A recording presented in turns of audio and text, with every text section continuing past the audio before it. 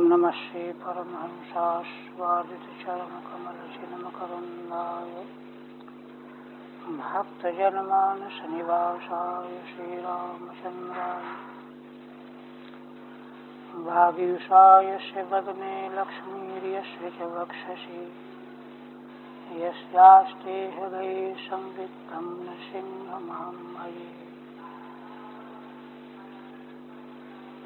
विश्वसर्गविसर्गादि नवलक्षणलक्षितम् श्रीकृष्णाख्यं परं धाम जगद्धाम नमामि तत्।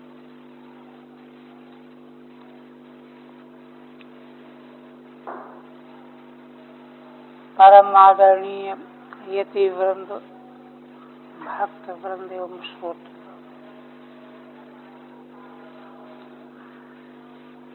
श्रीमद् भागवत के एकादश स्कंध के 25वें अध्याय में श्री भगवान के द्वारा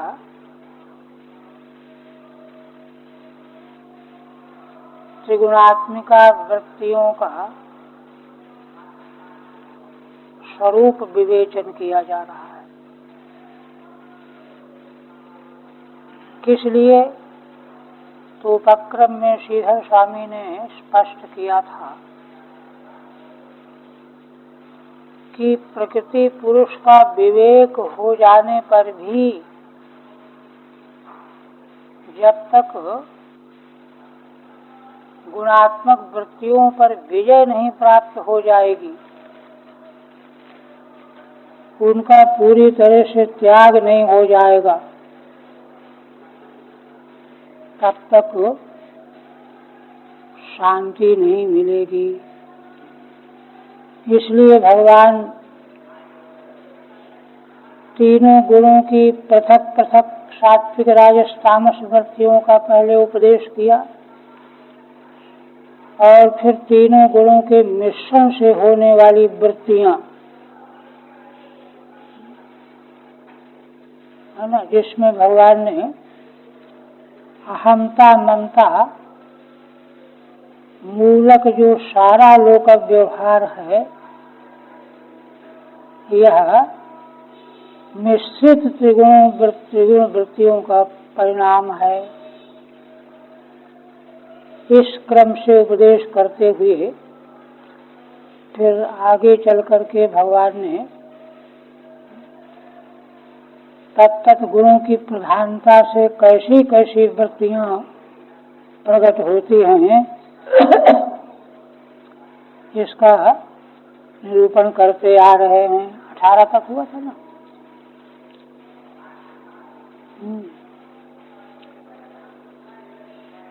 सात्विक गुण की महिमा से, राजस गुण की प्रधानता से, तामस गुण की प्रधानता से कैसी वृत्ति प्रकट होती है, यह विश्लेषण करने के बाद भगवान आगे फिर कहते हैं, एधमाने गुणे सत्ते देवानां बलमेधते असुराणां च रजसि तमस्युद्धव रक्षसाम्। श्री भगवान कहते हैं कि सत्वे गुणे एधमाने, जब प्राणी के भीतर सत्व गुण की वृद्धि होती है, एध धातु का वृद्धि अर्थ माने सत्व गुण के परम वृद्धि को प्राप्त कर लेने पर देवानाम बल मेधते, माने देवताओं के बल की वृद्धि होती है, माने दैवी विचार प्रबल होते हैं। बृहदारण्यक के प्रथम अध्याय के द्वितीय ब्राह्मण के भाष्य में जहाँ प्राणोपासना का प्रसंग है, वहाँ भगवान शंकराचार्य जी ने भाष्य करते हुए बताया, वहाँ देवासुर संग्राम का प्रसंग वहाँ मूल में आया है। तो वहाँ कहते हैं कि हम सभी प्राणियों के भीतर जो दैवी भाव है और जो आसुरी भाव है, इन भावों की वृत्तियों का वृद्धि और ह्रास ही देवासुर संग्राम है। माने यह संग्राम जीव मात्र के अंतःकरण में चल रहा है निरंतर। जब दैवी वृत्तियों की प्रधानता होती है, आसुरी वृत्तियां तिरोहित हो जाती हैं, देवताओं की विजय होती है। जब आसुरी वृत्ति की प्रधानता होती है तो दैवी वृत्तियों की पराजय होती है, असुरों की विजय होती है। ये प्रसंग है वहाँ। तो उसी प्रकार से देवानाम बलमेधते, सात्विक गुण के पराकाष्ठा प्राप्त कर लेने पर देवताओं के बल की वृद्धि माने दैवी वृत्तियों की वृद्धि। दैवी वृत्तियों में दया, परोपकार की भावना, धर्मनिष्ठा, भगवान के प्रति प्रीति, ये सब दैवी वृत्तियों के लक्षण। इनके बल की वृद्धि होती है। असुराणाम च रजसी, रजोगुण जब प्रकृष्टता को प्राप्त होता है तो असुरों की वृत्ति। असुरी वृत्ति क्या है?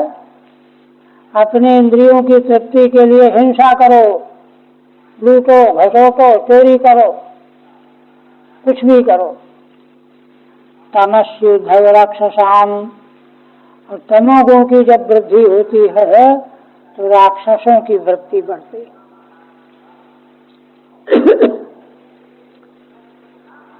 अब टीका में कहते हैं किंच एध माने इति इंद्रियाण्येव निवृत्ति प्रवृत्ति मोह स्वभावानि देवासुर राक्षांसी। यहाँ जो देवता और असुर और राक्षस बताए गए हैं, असल में श्रीधर स्वामी कहते हैं कि हमारी इंद्रियां ही जब निवृत्ति प्रधान बन जाती हैं तो मानो वही देवता है। जब प्रवृत्ति प्रधान बन जाएंगे तो वही असुर हैं, और जब मोह प्रधान हो जाएंगे तो वही राक्षस है। इंद्रियों की वृत्ति उपलक्षण है। इंद्रिय वृत्ति मनोवृत्ति का जैसा स्वरूप होगा उसी के अनुसार दैवी, आसुरी, राक्षसी वृत्ति प्रकट होती है। एक व्याख्या तो ये है।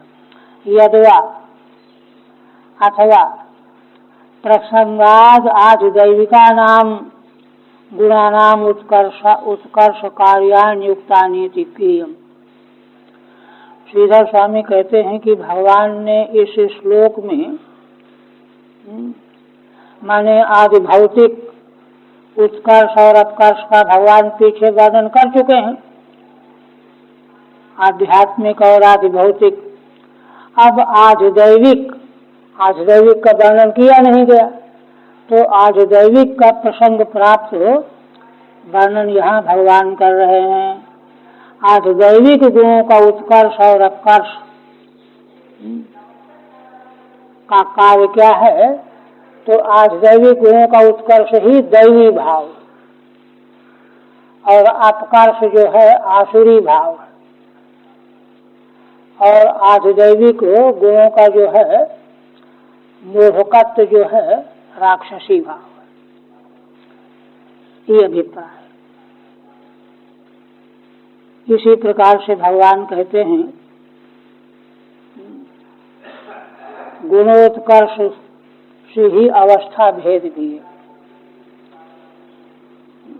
हम लोग नित्य प्रति जागृत स्वप्न सुषुप्ति अवस्थाओं का अनुभव करते रहते हैं, तो अवस्थाएं भी प्रकृति के गुणों का परिणाम होती हैं। कैसे?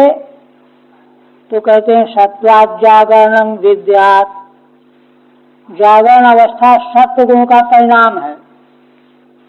रजसा स्वप्नमादिशेत, रजोगुण का परिणाम है स्वप्नावस्था। प्रस्वापम तमसा जंतोः, और जीव को जो गहरी नींद आ जाती है यह तमोगुण का परिणाम है। किंतु एक चतुर्थ भी है तुरीय। तुरीय का अभाव कभी नहीं होता। तुरीय को तीन अवस्थाओं के क्रम में उसको भी अवस्था के उसमें गिना गया, किंतु वह अवस्था ऐसी है कि वह तीनों में भी व्याप्त है और तीनों से अलग भी है। ये उसकी विशेषता है। उसी को भगवान कहते हैं कि तुरीयम त्रिषु संततम। तुरीय जो अवस्था है, तुरीय अवस्था में कोई गुण नहीं है। सतोगुण से जागरण हो गया, रजोगुण से स्वप्न हो गया, तमोगुण से सुषुप्ति हो गई, अब तीनों गुण जहाँ खत्म, निर्गुण हो गया तुरीय। उस निर्गुण तुरीय का तीनों में व्याप्ति है। त्रिषु संततम। ठीक है। गुणोत्कर्षतो अवस्था भेदम दर्शयति। गुणों के उत्कर्ष से अवस्थाओं का भेद दिखा रहे हैं सत्वादि। प्रसंगा निर्गुणावस्था माह। अब तीनों गुणों की अवस्था का भेद तो बता दिया, तो निर्गुण का भी बता दो। तो प्रसंग आया है, इसलिए निर्गुण अवस्था का भी भेद कह रहे हैं। तुरीयम चतुर्थम अवस्थान्तरम नाम। ये तुरीय क्या है? कहते चतुर्थ अन्य अवस्था का नाम तुरीय है ना। यह चतुर्थ जो तुरीय अवस्था है, त्रिषु जागरणादिषु संततम। तीनों जागृत स्वप्न सुषुप्ति तीनों अवस्थाओं में एक रूपम आत्म तत्व में वेत्यर्थः। तीनों अवस्थाओं का प्रकाशक तुरीय ही आत्म तत्व है। और संतत्व का मतलब यहाँ यह है कि अवस्थाओं के भेद से तुरीय के स्वरूप में कोई फर्क नहीं आता, वह वही रहता है।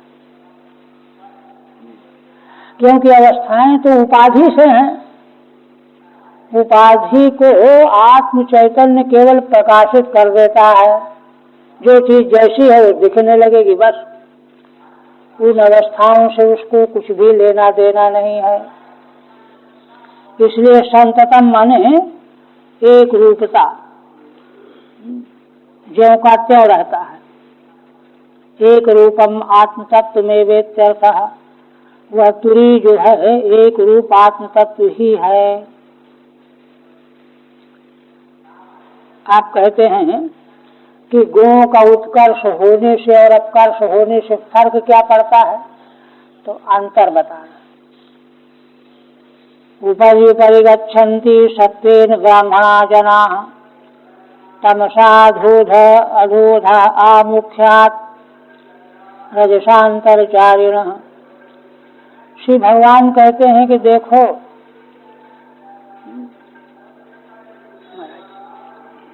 सतोगुण की वृद्धि होने पर ब्राह्मण वैदिक तपस्वी वे ऊपर ऊपर के लोकों में गति करते हैं, इंद्रलोक ब्रह्मलोक आदि। ऊपर परिगच्छन्ति सत्वेन ब्राह्मणा जनाः। क्योंकि ब्राह्मण में सत्व का अधिक स्वभावतः रहता है, और धर्माचरण करते करते वह और उत्कर्ष को प्राप्त होता रहता है। उसी उत्कर्ष के प्रभाव से ऊपर के लोकों में जाता है। तमसा अधोध आमुख्यात्। और तमोगुण की वृद्धि होने पर अधोध माने नीचे के लोग। भूलोक मध्य में है, ऊपर का हो गया सतोगुणी, नीचे तमोगुण की वृद्धि होने पर नीचे से नीचे और नीचे और नीचे और नीचे, जैसे ऊपर भी क्रम है ना।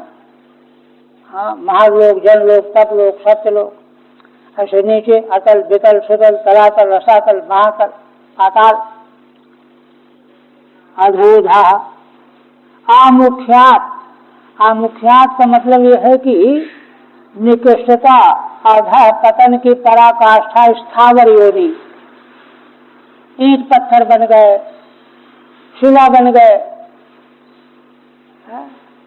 वृक्ष बन गए, पहाड़ बन गए, है ना। ये अधो योनि का जो है अंतिम पर्वसान। ईंट पत्थर शिला बनने के नीचे अब क्या है? मुख्यात रजसांतरचारिण, और रजोगुण के उत्कर्ष होने पर अंतःचारिण माने अंतर माने बीच, बीच कौन? भूलोक, मनुष्य लोग जिसको कहते हैं, मध्य का, रजोगुण मध्य का है भी, तो अंतःचारिण। टीका गुणोत्कर्ष द्वारेण तत्कर्म फल निष्ठाम दर्शयति।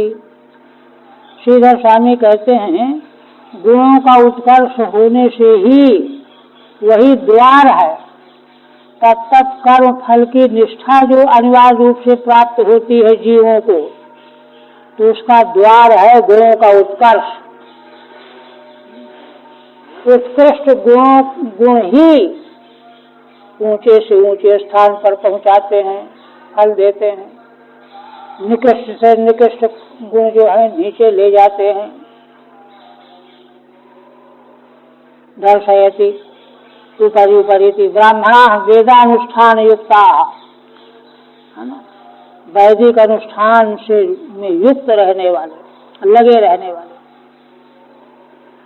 ब्रह्मणा इति पाठे, कहीं कहीं पाठांतर में श्रीधर स्वामी कहते हैं कि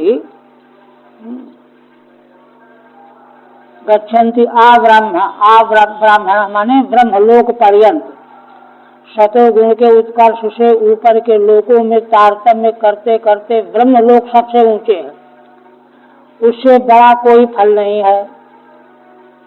तो ब्राह्मण इति पाठे ब्रह्मलोकम अभिव्याप्ति, माने ऊपर ऊपर की गति रूप फल जो है ब्रह्मलोक तक है।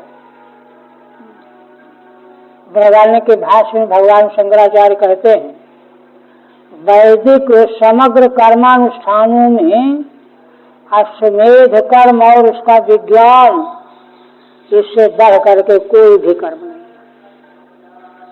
और इस सर्वोत्कृष्ट कर्म विज्ञान का फल है ब्रह्मा पद की प्राप्ति। ब्रह्मा पद से बढ़ करके कोई फल नहीं है, कोई लोक नहीं है, इसलिए यहाँ तक है, सीमा बनाई। आमुख्यात स्थावरान अभिव्याप्य, आमुख्यात माने तमोगुण के उत्कर्ष से नीचे की गति मिलेगी। वो कहाँ तक नीचे की गति है? स्थावर तक, ईंट पत्थर बन जाना, पेड़ पौधा बन जाना। और मध्य में अंतरचारिणो मनुष्यायो भवन्ति, रजोगुण के उत्कर्ष पर अंतःचारी मनुष्य बनते हैं। अच्छा, मनुष्यों में भी तारतम्य है, अधिक उत्कर्ष, तीनों गुणों में भी तो अवान्तर भेद किए गए हैं। योग दर्शन के भाष्य में, व्यास भाष्य में अहिंसा का जहाँ निरूपण किया गया है, वहाँ तीनों गुणों का तीन तीन तीन त्रिक 9 त्रिक 27, फिर 3 गुण, ये अवान्तर गुणों के स्तर बताए गए। इन स्तरों के भेद से 27 त्रिक 81 हुआ ना, 81 प्रकार की हिंसा होती है। वह समग्र हिंसा जो का निवृत्ति हो जाना अहिंसा है, ये है। तो इसी प्रकार से मनुष्य लोक में भी जन्म के स्तर हैं, तारतम्य। फिर आगे कहते हैं मनुष्याय भवन सत्ये प्रलीना स्वर्यांति नरलोकम नरो रजोलया तमोलयास्तु निरयम यान्ति मामेव निर्गुणा। अब भगवान जो है ये सब दृष्टांत, वृत्तियों के दृष्टांत, फल आदि के दृष्टांत दे करके उत्कर्ष बता रहे हैं। कहते हैं देखो, सत्व गुण की वृद्धि होने पर अगर किसी का प्राणांत होता है, मृत्यु होती है, तो स्वर्गगामी होगा। सत्य प्रलीना, लय होना, मृत्यु होना, नाश होना। स्वर्यांति नरलोकम रजोलया, रजोगुण की वृद्धि काल में अगर प्राणांत हुआ तो मनुष्य लोक मिलेगा। तमोलयास्तु नरयम यान्ति, और तमोगुण के उत्कर्ष में अगर प्राणांत हुआ तो निरय माने नरक मिलेगा, है ना। यान्ति मामेव निर्गुणा, किंतु अगर किसी में न सत्व है, न रज है, न तम है, शुद्ध हो गए हैं, निर्मल हो गए हैं, वे तो भगवान को प्राप्त करेंगे। अच्छा, भगवान को प्राप्त करने में कहीं जाना आना नहीं है, भगवान की प्राप्ति स्वरूपता वहीं हो जाती है। न तस्य प्राणा उत्क्रामंति, श्रुति कहती है। वो तो निर्गुण हो गए तो सब बुझ गया मामला, आवागमन समाप्त, स्वरूप में स्थिति हो गई। मामेव यान्ति मामेव निर्गुणा। ठीक है। देहाद उत्क्रांति कालीन गुणोत्कर्ष फल माह, देह के से उत्क्रांति के समय तत्त प्राणी, है ना, जब देह से प्राण जाता है, निकलता है, तो जिस गुण का उत्कर्ष होगा वैसा ही उसको जन्म मिलेगा। सत्य वृद्धे सत्य पीड़िना मृता, सत्य गुण की वृद्धि होने पर अगर किसी की मृत्यु हो गई है स्वर्ग पहुंचेंगे। रजोगुण की वृद्धि पर मृत्यु हुई है तो मनुष्य लोक में पाएंगे। रजोलया रजसी प्रवृद्धे सत्य लयो ये शांते, रजोगुण की प्रवृद्धि होने पर जिनका देह उत्क्रमण होता है। इसी प्रकार से एवं तमोलया इत्यपि, तमोगुण के उत्कर्ष पर जिनका लय होता है वे नरकगामी होते हैं। किंतु यान्ति मामेव निर्गुणा, उसकी व्याख्या करते हैं। निर्गुणा इत्यत्र तु लय शब्दानुपादानात्, देखिए श्रीधर स्वामी का रहस्य का उद्घाटन देखिए। कहते देखो तीनों में तो लय कहा गया, सत्वगुण में भी, रजोगुण में भी, तमोगुण में भी, किंतु निर्गुण अवस्था में लय शब्द का उपादान नहीं है। तो श्रीधर स्वामी कहते हैं कि लय शब्दानुपादाना जीवंतो भी निर्गुणाश्चेत, इसका मतलब यह है कि निर्गुण होने के लिए मरना जरूरी नहीं है, जीवन रहते हुए ही निर्गुण हो सकता है और भगवान को प्राप्त करेगा। जीवंतो भी निर्गुणाश्चेत माम यान्ति इत्यर्थः, तो वे मैंने जीवित रहते हुए निर्गुण हो जाने पर मुझको ही प्राप्त होते हैं, वहीं पर बैठे बैठे ही। फिर कहते हैं मदर्पणम निष्फलम वा सात्विकम निजुकर्म तत् राजसम फल संकल्पम हिंसा प्रायादितामसम। देखिए इस अध्याय में भगवान तीनों गुण का विस्तृत और जीवन जगत का प्रामाणिक दर्शन प्रस्तुत कर रहे हैं।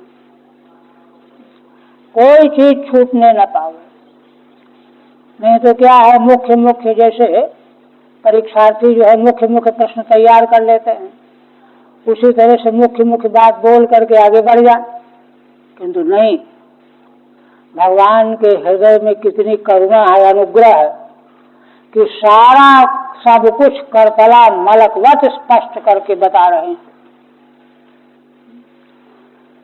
कहीं कोई भ्रांति संशय न रह जाए, इसलिए प्रकट प्रसंग में जिसकी आवश्यकता नहीं भी है उसको भी पूरा निरूपण कर रहे हैं। क्योंकि देखिए दर्शन जब होता है, दर्शन जब होता है तो समग्र होता है। हरिद्वार में एक संत ने दृष्टांत दिया, कहते देखो टार्च लेकर के जब चलोगे अंधेरे में तो टार्च का प्रकाश जहाँ जाएगा केवल इतना ही दिखेगा, गली रास्ता दिखेगा, और इधर उधर क्या है कहाँ दिखेगा। लेकिन अगर बिजली चमक जाए आकाश में चंद्रमा का उदय हो जाए तो पहाड़, नदी, जंगल, पशु पक्षी, वहां कौन कहाँ जा रहा है सब दिख जाए। तो यह दर्शन वैसा ही दर्शन है, सब कुछ दिखाई पड़ना चाहिए, कुछ भी अदृश्य न रह जाए। इस दृष्टि से जो है यह निरूपण हो रहा है। कहते हैं देखो, मदर्पणम निष्फलम वा सात्विकम निज कर्म तत्। भगवान कहते हैं कि देखो, यह कर्म जो हम कर रहे हैं, हम और आप सब कोई भी, वह अपने द्वारा किया गया निज कर्म सात्विक कब माना जाएगा? जब वह कर्म भगवान को अर्पण किया जाए, भगवद अर्पण दृष्टि से कर्म किया जाए कोई भी एक, अथवा उसका फल न चाहा जाए। क्योंकि जब फल नहीं चाहेंगे तो फल कहाँ जाएगा? फिर तो भगवान ही सारे ब्रह्मांड के आश्रय हैं और कहीं जाने की जगह ही नहीं है, तो भगवान में ही जाएगा। फल चाहोगे तो तुमको मिलेगा। तो सात्विक मदर्पणम निष्फलम वा सात्विकम निज कर्म तत्, वह कर्म सात्विक है, इसलिए सात्विक कर्म करना चाहिए। सब कर्म भगवान के अर्पण करते हुए करो, या निष्काम करो, निष्काम भी भगवान को ही प्राप्त होगा।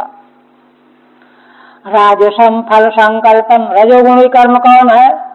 जिसके साथ फल जुड़ा हुआ है, आशा करने से हमको ये हो जाएगा, वो हो जाएगा, ये मिल जाएगा, वो मिल जाएगा, रोक रोकांतर मिल जाएगा, सब रजोगुणी कर्म है ना।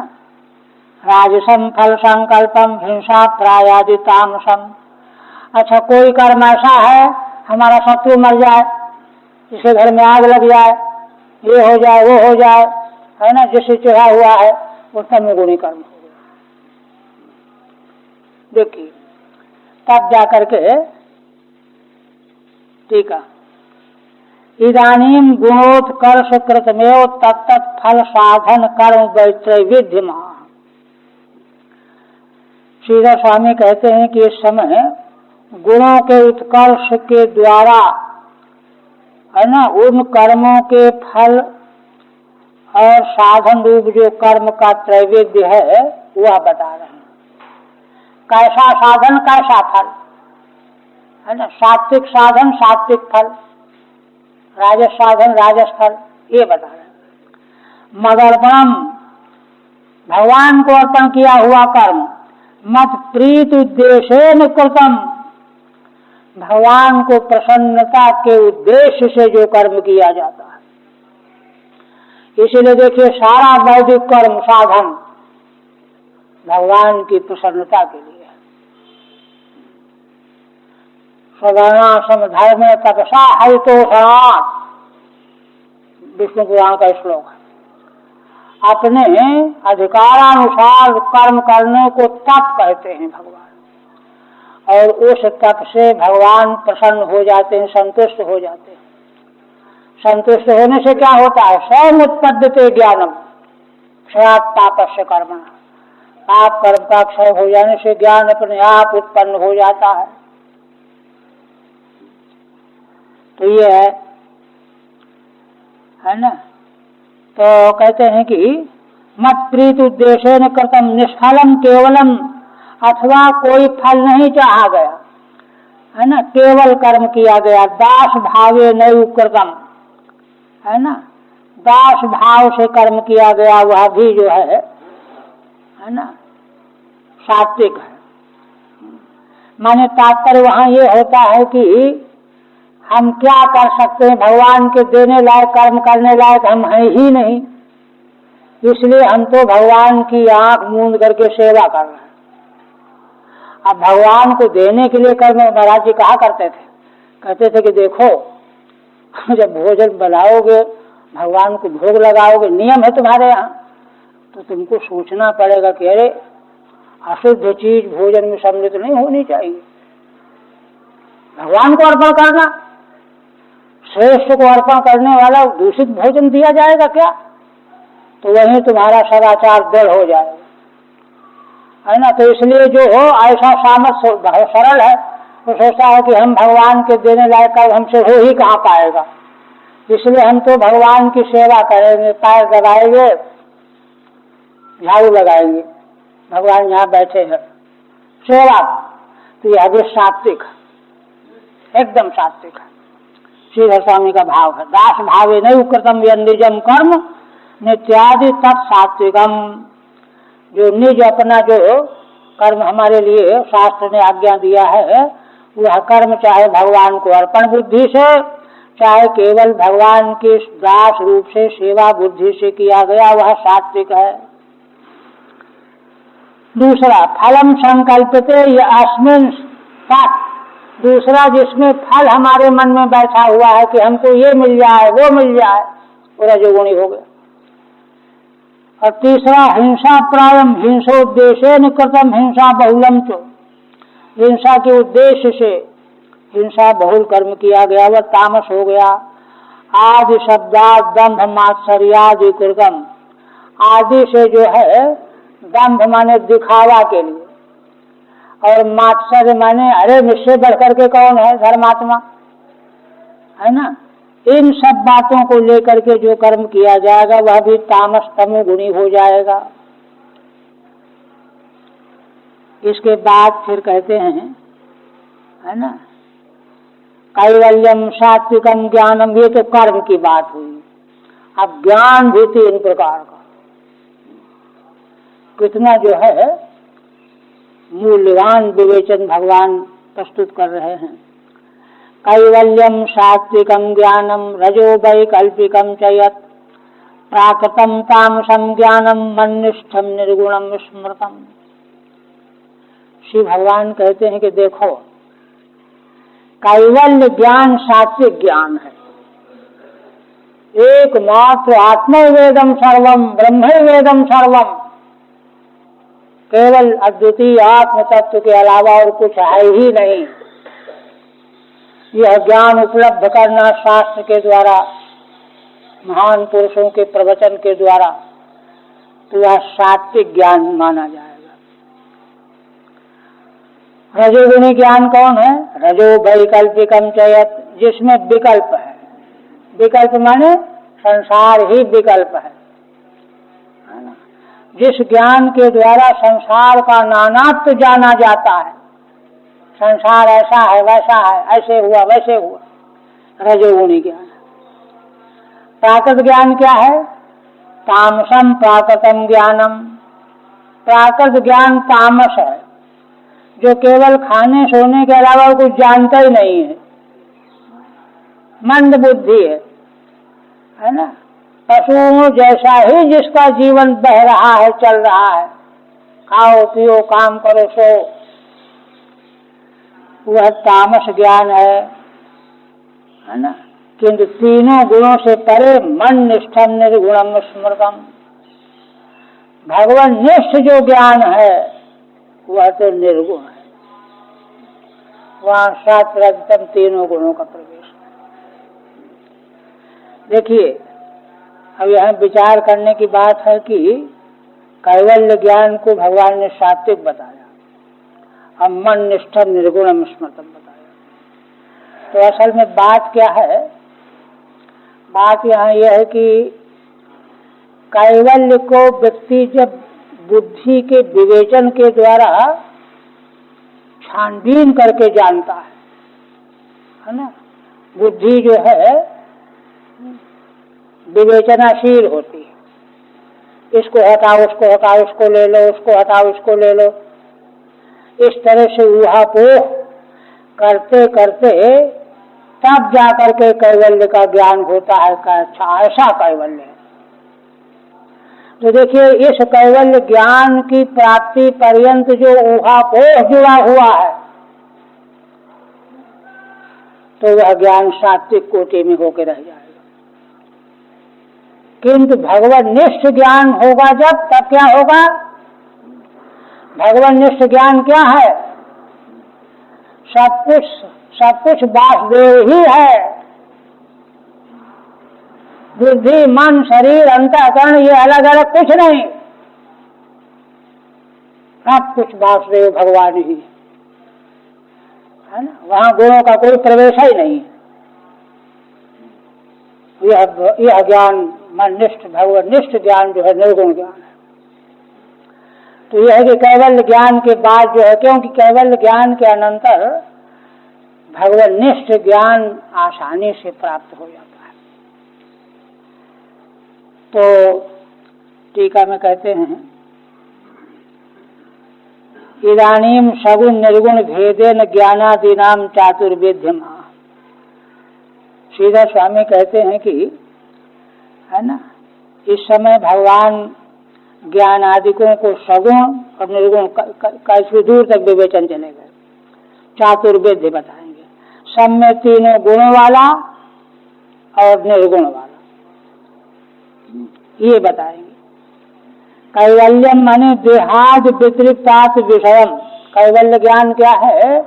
देह इंद्रिय अंतःकरण से व्यतिरिक्त आत्म तत्व के अस्तित्व का ज्ञान कैवल्य ज्ञान है। यह सात्विक ज्ञान है। क्यों? क्योंकि उन सबका बाध करना पड़ा। स्थूल देह को हटाओ, इंद्रियों को हटाओ, अंतःकरण को हटाओ, बाध करो। बाध करके विलोडन के द्वारा जो है, जैसे खोया हुआ हीरा ढूंढना है तो इधर उधर करो, मिट्टी की कोड़ो दो तो वो मिला। तो यह प्रक्रिया जो है सात्विक ज्ञान की प्रक्रिया से कैवल्य का ज्ञान हुआ। देहाद व्यतिरिक्तात् विषयम। और वैकल्पिकम ज्ञान क्या है? देहाद व्यतिरिक्तात् विषयम माने देह को जोड़ करके से अव्यतिरिक्त जो आत्म विषय ज्ञान है, मिलावटी ज्ञान है ना, दूध पानी की तरह से, नकली असली की तरह से, वह ज्ञान वैकल्पिक रजोगुणी ज्ञान है। यत्तत् रजो राजसम। प्राकृत ज्ञान क्या है? बाल मूकादि ज्ञान तुल्यम। बालक को जैसे थोड़ा बहुत ज्ञान है, ज्यादा ज्ञान ही नहीं है। वो क्या जाने कि नदी में घुसेंगे तो डूब के मर जाएंगे, घुसा चला जा रहा है, भले मर जाए, मुंह को क्या पता है ना। बाल मूकादि ज्ञान तुल्यम प्राकृतम ज्ञानम तामसम। किंतु मन्निष्ठम परमेश्वर विषयम, परमेश्वर विषय जो ज्ञान है वह तो निर्गुण है। और उसकी निर्गुणता का कारण यही है कि वहाँ सारे भेद विलीन होकर के वासुदेव सर्वमित स महात्मा सुदुर्लभा, यह सब कुछ वासुदेव स्वरूप ही है। यह दृष्टि जिसको प्राप्त हो जाए ऐसा महात्मा दुर्लभ नहीं, सुदुर्लभा। इसी प्रकार से कहते हैं वनम तो सात्विको वासो ग्रामो राजस उच्यते तामसम द्यूत सदनम मन निकेतम तो निर्गुणम। भगवान कहते हैं कि देखो, वन में वास करना सात्विक निवास है, क्योंकि वहां जगत का प्रपंच नहीं है। ग्रामो राजस उच्यते, ग्राम में निवास करना रजोगुणी है। तामसम द्यूत सदनम, तमोगुणी निवास कौन है? जहाँ जुआ होता है ना। जुआ जो है गांव में भी होता है, शहर में भी होता है, एक जंगल में भी होता है। इसलिए द्यूत सदन यदि है तो वो तामस है, भले चाहे जंगल में हो रहा हो। तामसम द्यूत सदनम मन निकेतम तो निर्गुणम। किंतु भगवान में अगर निकेत है, वास है, जगने से लेकर के सोने तक केवल मात्र भगवान का ही चिंतन, ध्यान, स्मरण, मनन, स्मरण, वह वास जो है निर्गुण वास। तो निर्गुण वास बनाए रखना चाहिए, ये बात आई यहाँ। टीका में कहते वनम विविक्तत्वात् सात्विको वासः, क्योंकि वन पवित्र जगह है, वहाँ कोई उपद्रव नहीं है ना। मनुष्य समाज में उपद्रव की संभावना रहती है, संभावना क्या, उपद्रव रहता ही है। विविक्तत्वात् सात्विको वासः भगवन् निकेतनम तो साक्षात तदाविर्भावान् निर्गुणम स्थानम। भगवान का जो निकेतन है, भगवान में रहने भगवान में रहो, वास स्थान भगवान, भगवान के चरण हैं, तो वह साक्षात तदाविर्भावात्, क्योंकि इससे क्या हुआ, साक्षात भगवान ही प्रकट रूप में दर्शन देते हैं, इसलिए वह निर्गुण स्थान है। भगवान में तो कोई गुण का प्रवेश है नहीं। फिर कहते हैं कर्ता, ज्ञान चार प्रकार का है ना, स्थान निवास 4 प्रकार का, कर्म का फल 4 प्रकार का, ये सब बताते जा रहे हैं। समग्र दर्शन करतला मलकवत। फिर कहते हैं सात्विक कारको असंगी रागांधो राजस स्मृता, तामस स्मृत विभ्रष्टो निर्गुणो भदपाश्रय। श्री भगवान कहते हैं कि देखो, जो कर्म का कर्ता, कारक माने कर्ता, असंगी है, केवल भगवान की आज्ञा, शास्त्र की आज्ञा मान करके पालन कर रहा है, आसक्ति नहीं है, वह सात्विक करता है। रागांधो राजस स्मृता, रजोगुणी करता कौन है, वह जो कुछ भी कर रहा है उसका कुछ चाहता है, ये हमको मिले, अगर ये संभावना हो कि इससे नहीं मिलेगा तो छोड़ देगा वो। राग से अंधा करता जो है रजोगुणी। तामस स्मृति विभ्रष्टो, तमोगुणी करता कौन है, जिसकी स्मृति ही भ्रष्ट हो चुकी है, क्या करना चाहिए क्या नहीं करना चाहिए इसको बोध ही नहीं। कोई नास्तिक कहे ये करो, ये करना चाहिए, वही करने लगेगा, आस्तिक कहे ये करो तो वही करना लगेगा, और फिर नास्तिक मना कर देगा तो छोड़ देगा, क्यों, स्मृति भी भ्रष्ट है। कामूढ़ी निर्गुणो भदपाश्रय, और जो कर्ता, जिस कर्ता का कर्म भगवान के आश्रय में बैठ करके हो रहा है, वह निर्गुण करता है।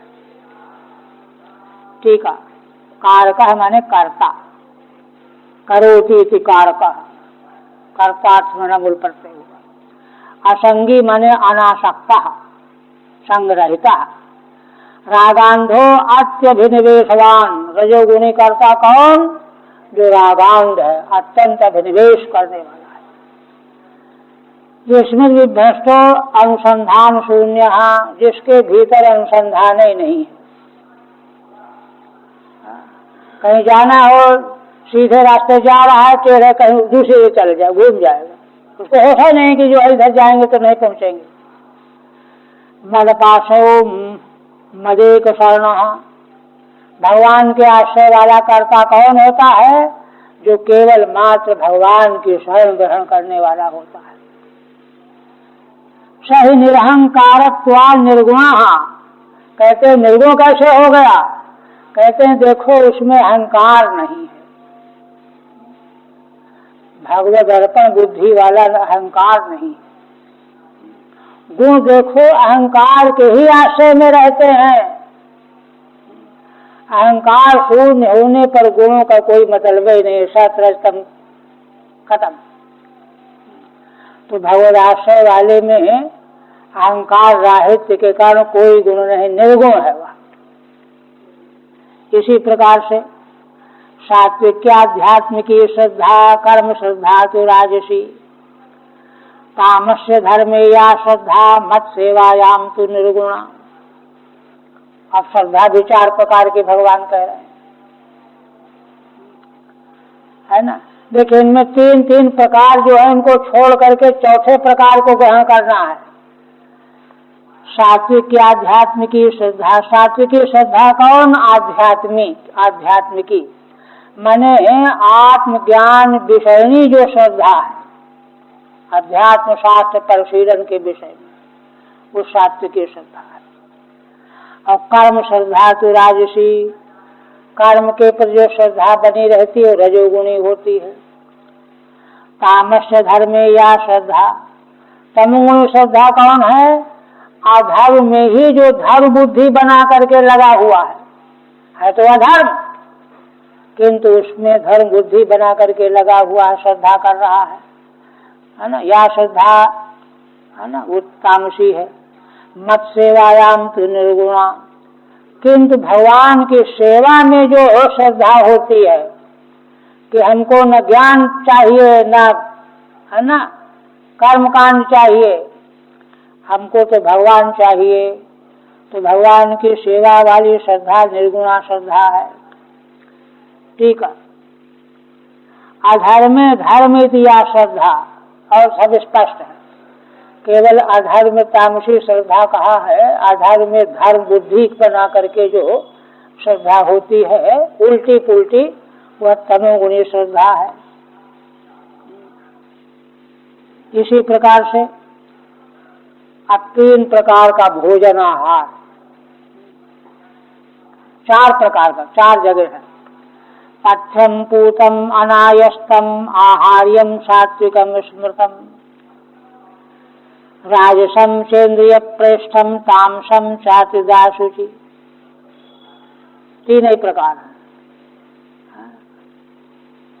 कहते हैं कि देखो, क्योंकि आहार में चतुर्थ हो ही नहीं सकता। आहार तो खाद्य पदार्थ को कहते हैं ना, है ना। तो ऐसी कोई वस्तु कहाँ है जो निर्गुण हो, खाद्य कैसे बनेगी? वो तो कुछ भी नहीं है। इसलिए 3 ही कोटियां हैं। कहते हैं कि देखो, पथ्य माने जिस भोजन को ग्रहण करने से किसी प्रकार का विकार उत्पन्न न हो, पथ्य हो, सुपाच्य हो और पवित्र हो, चोरी चमारी से ठप ठप करके न लाया गया हो, बनाया गया हो। अनायस्तम माने जिसको प्राप्त करने में बड़ा परिश्रम न करना पड़ा हो। अरे भाई दौड़ नहीं तो मिलेगा नहीं, देर हो रही है भोजन नहीं मिलेगा, उठ जाएगा, दौड़ो कोशिश करो तब मिलेगा, ऐसा नहीं। अनायस्तम, कोई आयास न करना पड़ा, नहीं लाके कोई दे गया, अनायस्तम। आहार्यम, आहार करने योग्य अन्न, सात्विकम स्मृतम, वह भोजन सात्विक स्मरण माना गया है।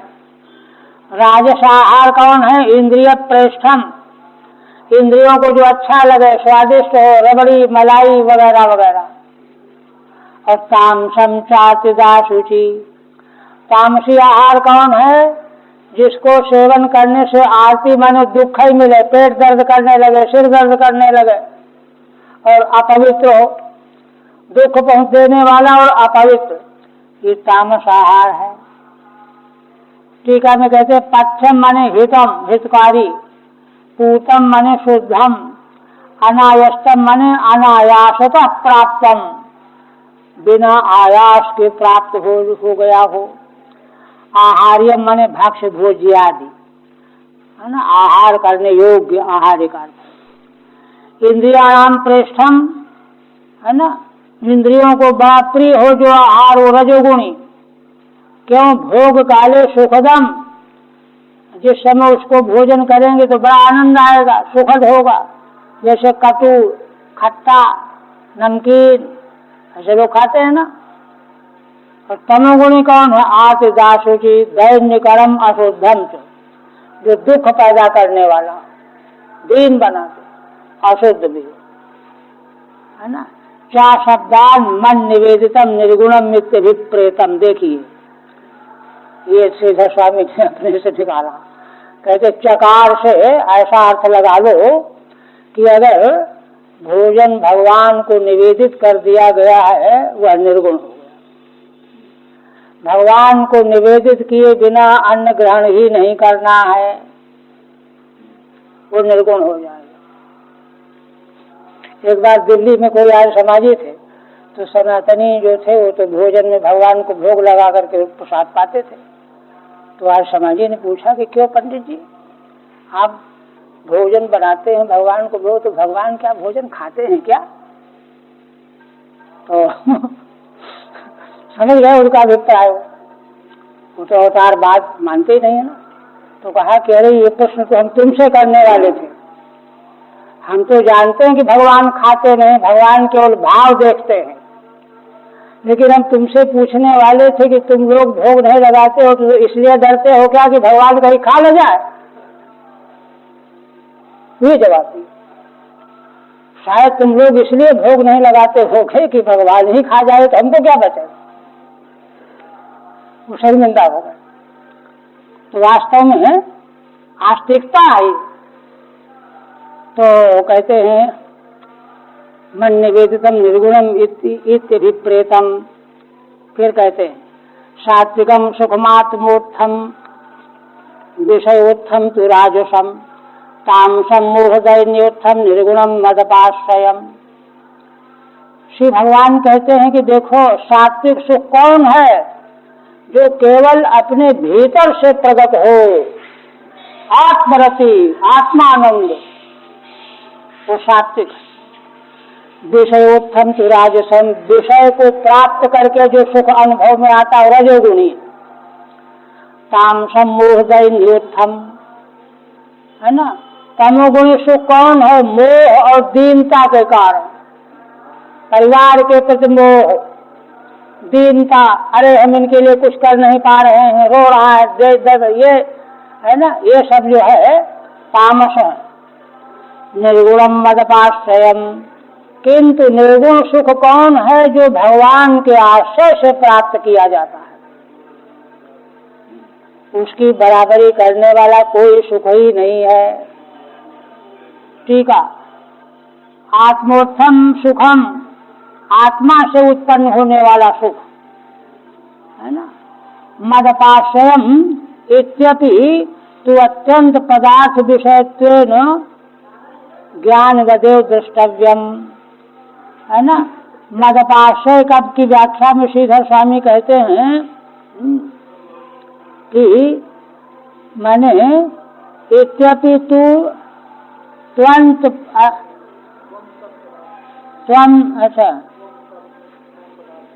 अच्छा त्वं तत्पदार्थ विषयत्वेन, माने त्वम और तत्, त्वम माने जीव, तत् माने परमात्मा, इस विषयत्वेन ज्ञान गदेव द्रष्टव्यम। तो वह भी जो है इसका जो ज्ञान, ज्ञान क्या होता है ना, वह ही तुम हो, तत्त्वमसि, वह ही तुम हो। तो ऐसा जो उपदेश प्राप्त होता है ये ज्ञान होता है, अच्छा मैं वही हूँ। इससे जो आनंद अनुभव होता है यह भगवदाश्रित निर्गुण आनंद है। आप सब इतना विवेचन करने के बाद भगवान उपसंहार की दिशा में चलने लगे। क्या कहते हैं? कहते हैं देखो, द्रव्यम देशः फलम कालो ज्ञानम कर्म च कारकः श्रद्धावस्था कृतनिष्ठा त्रैगुण्यः सर्व एव ही। दो पद्यों में श्री भगवान संक्षेप कर कहते हैं कि अगर एक एक करके सबका वर्णन करेंगे तो बड़ा समय लगेगा, किंतु एक वाक्य में समझ लो, द्रव्य, देश, फल, काल, ज्ञान, कर्म, कारक, इन्हीं सब की विवेचना के पीछे की गई है। श्रद्धा, अवस्था, आकृति, निष्ठा, ये सब 11 के 11। त्रैगुण्यः सर्व एव ही, ये सब के सब, है ना, तीनों गुणों के ही परिणाम स्वरूप प्रकट होते हैं, उत्पन्न होते हैं, सब के सब। मैंने 11 गिना दिया, बहुत सारे के पीछे कह चुके हैं, जो नहीं कहे गए वे, और बाकी जो अभी और इधर उधर हैं वे सब के सब त्रैगुण्य ही हैं। ठीक है। उत्तम संसार हेतु भूतम त्रैगुण्यम उपसंहरति। संसार का हेतु क्या है? त्रैगुण्य। उसका उपसंहार कर रहे हैं द्वाभ्याम 2 पद्यों से। द्रव्यम, है ना, द्रव्य का विवेचन भगवान पीछे कर चुके हैं। पथ्य पूतादि, आहार के समझो कहा ना, पथ्य हो और पवित्र हो। देशो वन ग्राम आदि, वन में निवास करना सात्विक, ग्राम में राजस, और जहाँ जुआ होता है वहाँ तामस, ये सब कह चुके हैं। फलम सात्विकम सुखम, फल सात्विक सुख इत्यादि। कालो यदा भजेत माम भक्त्या यदेतरौ जयेत। काल, काल वही सात्विक है जिस समय भगवान का प्रीति पूर्वक भजन होता है।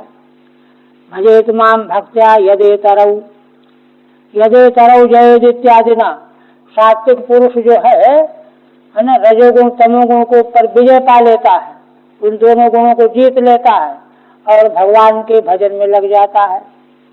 इत्यादि ना यो अर्थादुक्ता, अर्थतः ये सब कह दिया गया है। काल क्रिया ज्ञान सब, ज्ञानम कैवल्यम सात्विकम ज्ञानम इत्यादि अभी भी पीछे कह चुके है ना। कैवल्य का ज्ञान सात्विक, वैकल्पिक ज्ञान राजस है ना, और अधर्म धर्म का ज्ञान तामस। कर्म मदर्पणम इत्यादि, भगवान को अर्पित किया हुआ कर्म जो है सात्विक होता है। कारक सात्विक, सात्विक कारक कौन है? जो कोई फल न चाहे अथवा भगवान को अर्पण कर दे, वह सात्विक कारक है। कारको असंगी इत्यादि, कारक माने कर्ता, असंगी जो है सात्विक करता है। श्रद्धा सात्विक क्या आध्यात्मिकी इत्यादि ही है ना। सात्विकी श्रद्धा कौन है? आध्यात्मिकी, अध्यात्म निष्ठा सात्विकी श्रद्धा है। अवस्था सत्वाद जागरणम इत्यादि, अवस्थाएं भी चार प्रकार की, सत्व गुण से जागरण, रजोगुण से स्वप्न आदि। आकृति ही ऊपर ऊपर गच्छन्ति, ऊपर ऊपर जाते हैं कौन? सात्विक सत्य सेवी। इत्यादि ना उक्ता देवत्वादि रूपा, देवत्वादि योनि को प्राप्ति के रूप में कही गई है। निष्ठा सत्य प्रलीना, निष्ठा भी तीन प्रकार के, सत्य में जिनका लय होता है वो स्वर्ग पहुंच जाते हैं, स्वर्यांत इत्यादि ना उक्ता है स्वर्ग आदि। एवं सर्वोप्ययम भाव त्रैगुण्य त्रिगुणात्मक, इसका सार क्या निकला कि यह सारा भाव त्रैगुण्य माने त्रिगुणात्मक है ना। स्थूल सूक्ष्म समग्र भाव तत्व जो है त्रिगुणात्मक ही हैं। इसके बाद कहते हैं सर्वे गुणमया भावा पुरुषाद्यक्तधिष्ठिता, दृष्टम श्रुतमनुध्यातम बुद्ध्या वा पुरुषार्थम। आप देखिए भगवान बड़ी गहराई से गौर करने वाली बात बता रहे हैं। भगवान कहते हैं कि देखो, जितने भी पदार्था, जितने भी पदार्थ हैं, चाहे स्थूल हो, सूक्ष्म हो, आंतर हो, बाह्य हो, कारण रूप हो, कार्य रूप हो, मध्यस्थ हो, सब के सब पदार्थ गुणमय हैं, त्रिगुणात्मक हैं। और ये कहाँ से आए? पुरुषाद्यक्त धिष्ठिता, ये पुरुष माने चेतन आत्मा और अव्यक्त माने मूल प्रकृति, इन दोनों के अधिष्ठान से ये सब प्रगट होते हैं, व्यक्त होते हैं। ये स्वतंत्र नहीं है, पुरुष और प्रकृति के अधीन है और सब के सब गुणमय है। तो कहते हैं अच्छा ठीक है, लेकिन जो विगत हो गए, पीछे निकल गए, वे भी? कहते हाँ।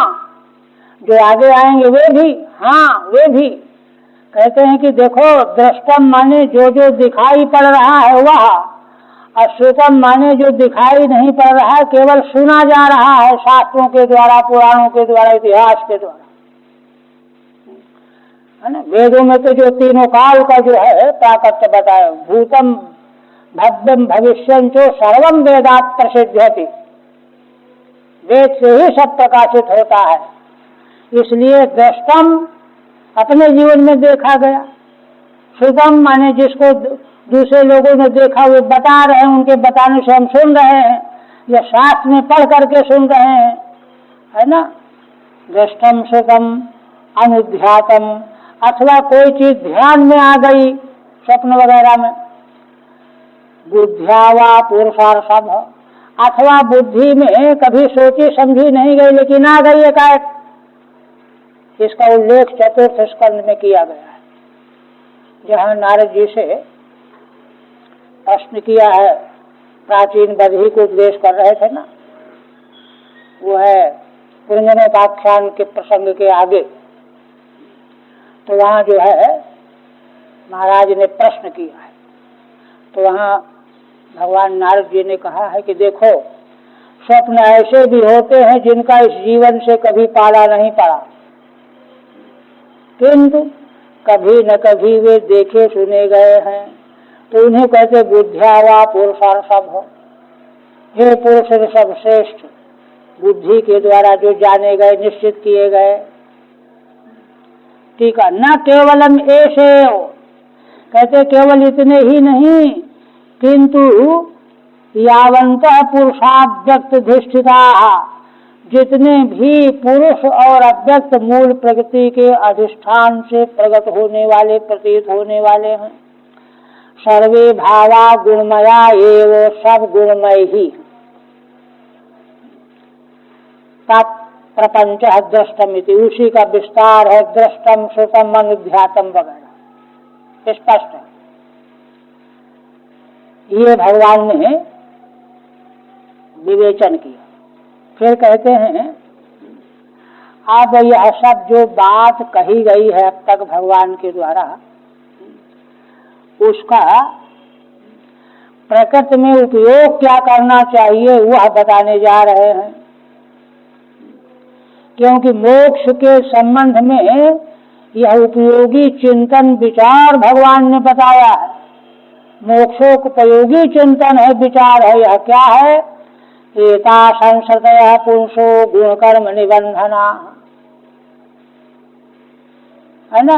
पुरुष माने जीवात्मा को जितनी संस्कृतियां प्राप्त होती हैं आवागमन की, 84 लाख योनियां, वे सब की सब गुण कर्म निबंधना, गुण और गुण से होने वाले कर्म, इन दोनों के कारण से होती रहती हैं। पैदा हो मरो, पैदा और मरो, फिर पैदा और फिर मरो। ये वस्तु स्थिति ये है, सार है। ये ने में निर्जिता सौम्यो, किंतु हे सौम्य, भगवान कितने प्रेम से संबोधन कर रहे हैं उद्धव जी को। हे प्रिय सौम्य, है ना। जिस किसी के द्वारा ये न पुंसा इमे निर्जिता गुणा, ये गुण कर्म निबंधन है ना, तो जिस पुरुष के द्वारा ये गुण कर्म जीत लिए गए, पराजित कर दिए गए, है ना। गुणा जीवेन चित्तजा, ये न पुंसा जीवेन चित्तजा, क्यों? इनकी स्थिति चित्त में ही रहने वाली है। चित्तज हैं, गुण की वृत्तियां सब चित्त में तो प्रकट होती हैं, इसलिए चित्त में ही उत्पन्न होने वाली गुण कर्म निबंधन जो है, ये जिस पुरुष के द्वारा जीत लिए गए हैं। ठीक है। इदानीं मुक्तम त्रैगुण्य से संसार हेतुत्व अनुबदन, श्रीधर स्वामी कहते हैं कि अब भगवान उक्त जो त्रैगुण्य है वही संसार का हेतु है, ऐसा अनुवाद करते हुए, है ना, फिर उससे बचाव का उपाय बता रहे हैं, है ना। निर्जयान मोक्ष इत्याह, इसको जीत लेने से मोक्ष होगा। इसमें पड़े पड़े जो है मोक्ष मिलने वाला नहीं है, इस पर विजय पानी ही पड़ेगी। एता इति सार्धेन, ढेर श्लोक से, ये निर्जिता, जिस पुरुष के द्वारा ये जीत लिए गए, सा पश्चात अविक्षिप्तेन भक्ति योगेन, उसको क्या होगा? देखिए, जब जीत लेगा ना तो अविक्षिप्त भक्ति योग प्राप्त होगा। एक भक्ति वो योग की प्राप्ति वो है कि भगवान का मंगलमय मंत्र जप रहे हैं, भगवान का दर्शन कर रहे हैं, पूजा कर रहे हैं, ध्यान कर रहे हैं, भगवान के संबंध चरित्र को चिंतन कर रहे हैं, वार्ता कर रहे हैं, लेकिन फिर आधा घंटे के लिए बेहोशी आ गई, विक्षिप्त हो गए, ये दौड़ वो दौड़, दुनियादारी में लग गए, दुनियादारी में लग गए। 5 मिनट के लिए फिर दुनियादारी आ गई तो वही विक्षेप है। उससे तो अलग होना ही नहीं चाहिए, है ना। क्यों दुनियादारी में 5 मिनट के लिए चित्त क्यों गया, उन पर विजय नहीं मिली तो खींच लेते हैं अपनी ओर। किंतु जब ये पूरी तरह से जीत लिए जाएंगे, पूरी तरह से जीते जाने का लक्षण क्या है कि फिर जो है ना, विक्षेप रहित होकर के अविक्षिप्तेन भक्ति योगेन ऐसा भक्ति योग उपलब्ध हो जाए कि उसमें एक क्षण का विक्षेप ना आवे। दुनिया में आग लग जाए तो गिरिराज जी में महाराज गया प्रसाद जी थे तो कहते थे कि देखो भगवान का भक्त जो है चाहे प्रलय आ जाए वो घबराता नहीं, ऐसा कहते थे। उनकी रहनी सहनी तो आप सब लोग जानते ही हैं। तो कहते हैं मन निष्ठा है ना, तब उसी को कहा जाता है कि भगवान निष्ठ है, भक्ति निष्ठ ये है, ये पराकाष्ठा है। सन मद भावाय मोक्षाय प्रपद्यते योग्यो भवति, ऐसा पुरुष ही मद भावापन्न होने के योग्य बने, वही मोक्ष के लिए योग्य हो जाता है।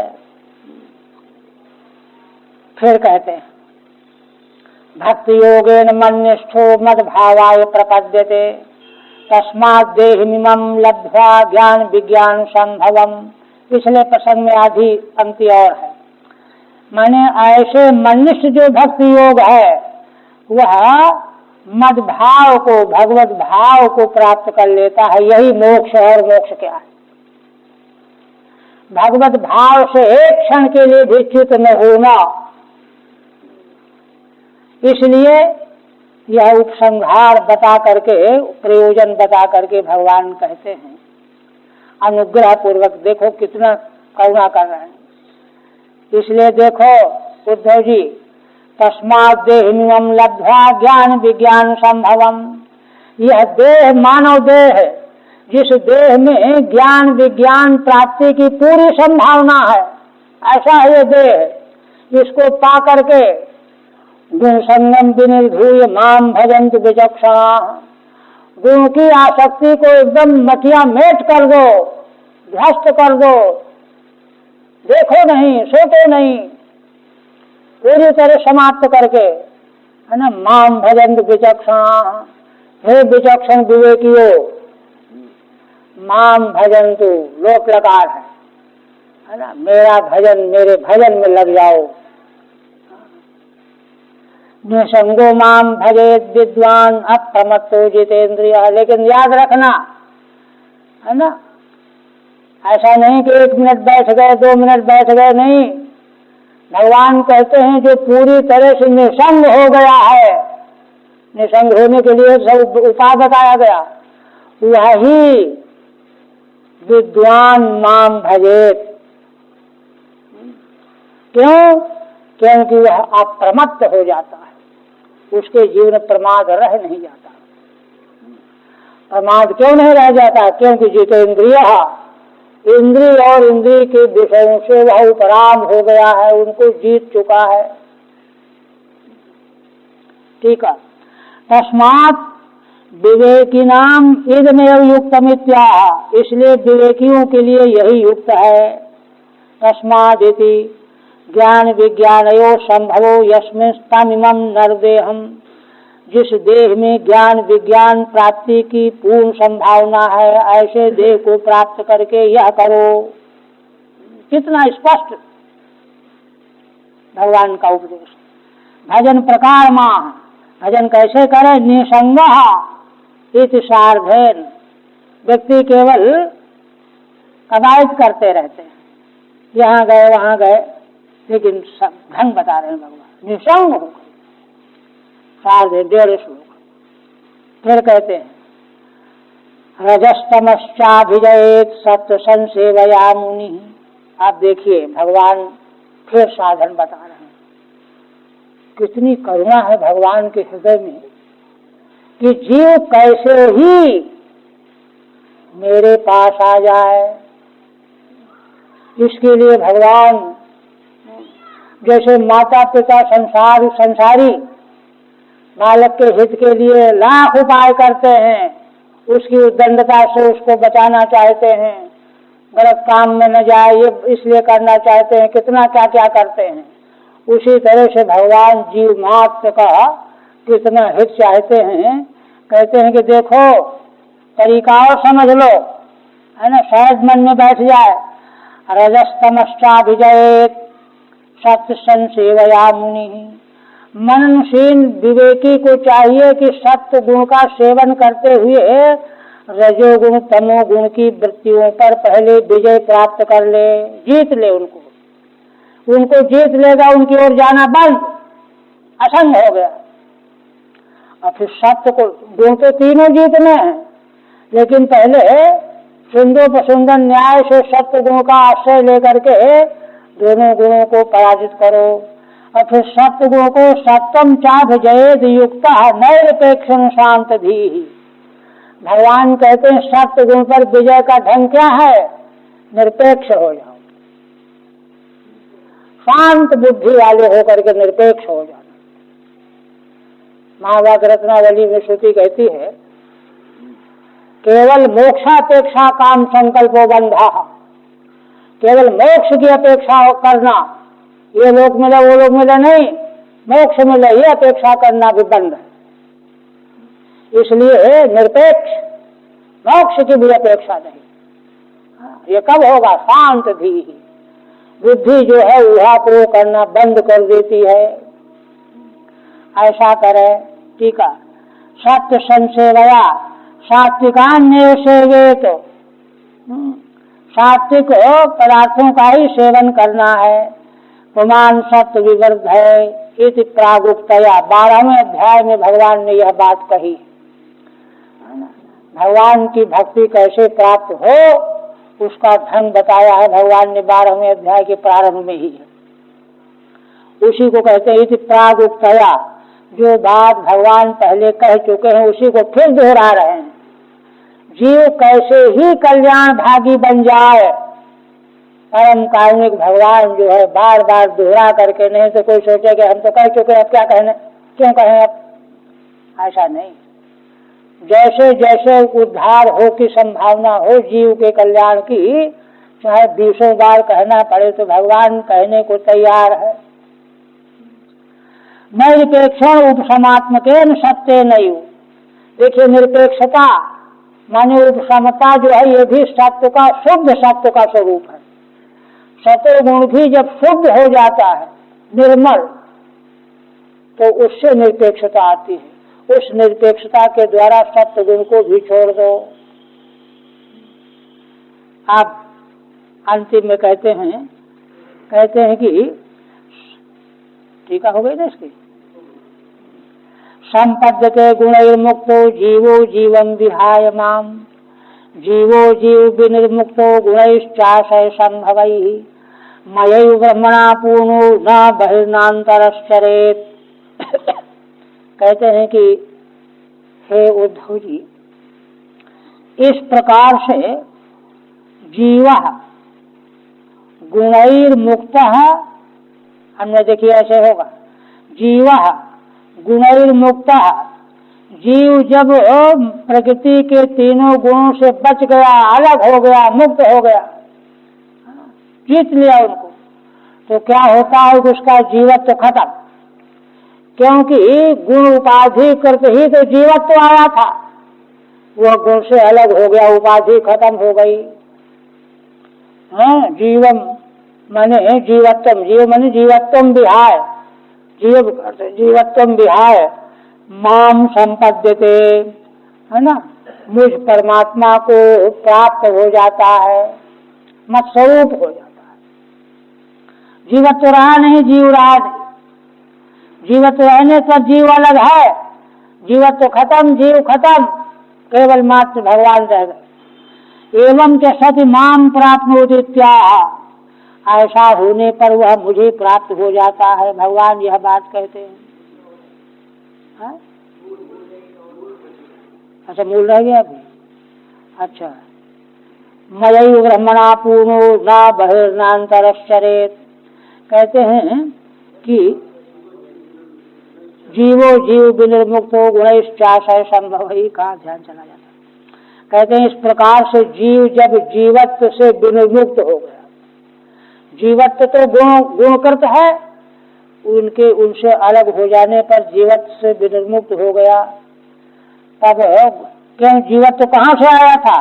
गुणैश्चाशय संभवैहि, आशय अंतःकरण अहंकार से उत्पन्न जो गुण उन्हीं के द्वारा जीवत्व उसको प्राप्त हुआ था, उससे विनिर्मुक्त हो गया।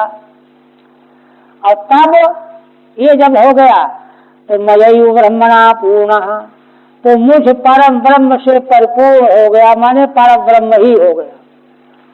न बहिर्नान्तरश्चरेत्, अब उसको न तो बाहर कहीं आना जाना है, न भीतर कोई चलना फिरना है, चिंतन करना है, चिंतन भी नहीं करना है। अंतःचरण क्या है? अंतःचरण चिंतन करना, ये सोचो वो सोचो, ये ध्यान करो वो ध्यान करो, ये भी कुछ नहीं करना है। अब तो वह पूर्ण ब्रह्म ही हो गया। ठीक है। संपद्यते जीवम, जीवत्व कारणम लिंग शरीरम, जीवत्व जीव क्या है? जीवत्व का कारण लिंग शरीर, इसका उसने त्याग कर दिया। विहाय मन त्यक्त्वा माम प्राप्त से न पुनः संसार इत्याह, जब वह इस प्रकार से मुझको प्राप्त हो गया तब फिर पुनः संसार उसको नहीं आएगा, जीवैति। और अंत में ना बहिर्विषय भोगेन नान्तरस्तत् स्मरणेन, न तो बाहर विषय भोग के लिए दौड़ेगा इधर उधर, और न भीतर स्मरण में ही लगेगा। है? इस प्रकार से वह सर्वथा सब प्रकार से परिपूर्ण हो जाए। अब 25वें अध्याय की विवेचना पूरी करके श्रीधर स्वामी गदगद हो गए। उनका हृदय भगवान के प्रति भाव से आकुल हो गया। इसलिए क्या कहते हैं अंतिम में? कहते हैं गुण कृताम अनुसंसरण प्रथाम, अर्जित गुण अर्जित पुण्य कथा कथनादि भी धूमित भक्ति रसेन विवेकिनो नहीं पुनः सुलभम जनुरीदृशम। श्रीधर स्वामी कहते हैं कि देखो विज्ञ जनों, विवेकी जनों, देखो हे विवेकिना, हे विज्ञा, गुणकृताम अनुसंसरण प्रथाम, ये प्रकृति के सत रज तम तीनों गुणों के द्वारा यह संस्कृति बनी हुई है। पैदा और मरो, पैदा और मरो, यहाँ जाओ वहाँ जाओ। प्रथा माने ये पद्धति, संसरण। कहते हैं इसको कैसे जीतोगे? अर्जित पुण्य कथा कथनादि भी, अर्जित भगवान की पुण्यमयी कथाओं का कथन करके, रात दिन भगवान की पुण्यमयी कथाओं को ही कथन करो, उन्हीं को सुनो। और जब कोई सुनाने वाला न हो तो उन्हीं का स्मरण करो, मनन करो, चिंतन करो, है ना। सुनाना, सुनना, स्मरण करना, मनन करना, इन उपायों के द्वारा कथनादि आदि से जो है ध्यान करना, चिंतन करना। इससे क्या होगा? भक्ति रसेन, इससे भगवान के प्रति पराप्रीति प्राप्त हो जाएगी, भक्ति रस प्राप्त हो जाएगा। उससे जो है यह गुणकृत प्रथा जो है धुल जाएगी। केचुल है यह, है ना, सांप की केचुल जैसी। इसको धुनुत माने इसको साफ कर डालो, आवागमन का चक्कर मिटा डालो।